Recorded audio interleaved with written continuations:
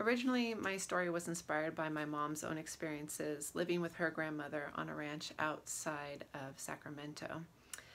But over the years and many, many drafts, almost nothing remains of my mother's story. It's now completely fictional except for one line, and the line is, "I'm taking the girl to live with me on the ranch. You can come too if you want." That is supposedly what my mother's grandmother said when she showed up on the doorstep in Oakland and took my mom to live on the ranch. So I thought I would share a short excerpt of my own imagining of that scene, keeping in mind this is completely fictional except for that one line. And it is a flashback, so it doesn't give anything away in the narrative of the story. And it is a fun little glimpse into the original inspiration for the story. Here it goes. I remembered when I first saw my grandmother, when I was 13, through the peephole in the door of my mother's Oakland apartment. She was a thin woman with gray hair pulled into a low ponytail. Her narrow face, distorted by the fisheye glass, had looked unnaturally stretched. Her lips cut a pale line above her square chin. A series of deep wrinkles lined her forehead and traced down to encase her deep-set blue eyes.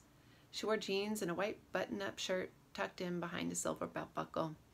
Even before I knew who she was, I knew she didn't belong in Oakland. She peered nervously down the hall to her left, and then back at the door. She seemed downright ancient to me that day, but then at 13, anyone over 20 seemed pretty old. She looked surprised to see me when I opened the door, but she recovered quickly. "You must be Tallulah," she said. "I'm your Grandma Helen." Her hand was strong, her skin surprisingly smooth, and her lips spread upward in an easy smile. "It's nice to meet you." She asked for a glass of water, so I showed her in and filled one from the tap.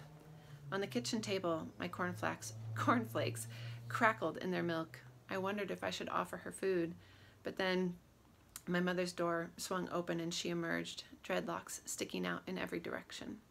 An oversized Raiders t-shirt hung almost to her knees. Her eyes, blurry with sleep, were circled with charcoal shadow that had smeared unevenly in the night. "Hello, Laura," Grandma Helen said.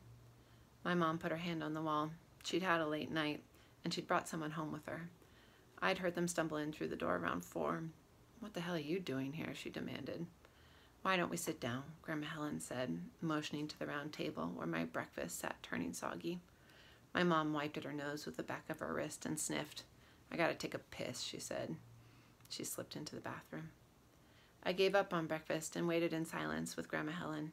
She sat with her shoulders pulled back square, her back perfectly straight, taking in the disarray that was our apartment. We couldn't afford 2 bedrooms, so the living room doubled as my bedroom, and we didn't have enough storage space. Things tended to pile up. My pillow and blanket were strewn on the couch, my clothes piled high on the counter, and my school books sat stacked on a low table by the TV. The chairs had been salvaged from a dumpster and were meant to have cushions, not just folded up bath towels. I saw it all through Grandma Helen's eyes and was embarrassed. I spun the ring on my middle finger, a cheap, shiny piece of metal my mom had given me on my 13th birthday. The skin underneath had taken on a pale green hue. When my mom finally appeared again, she had washed her face and pulled her dreadlocks back with a rubber band. Grandma Helen rose to her feet. "I'd have come later. I know you're not exactly a morning person, but I was hoping to get home before dark." My mom slumped into the chair beside me and pulled one knee up under her Raiders t-shirt. "Whatever," she said, cupping her forehead in her hand and peering sideways at her mother. "Why are you here?" Grandma Helen sat and resumed her perfect posture. "Well, there's just no easy way to say it, so here it is." She cleared her throat. "I'm taking the girl to live with me on the ranch. You can come too if you want." So that is just a glimpse into the origins of the story.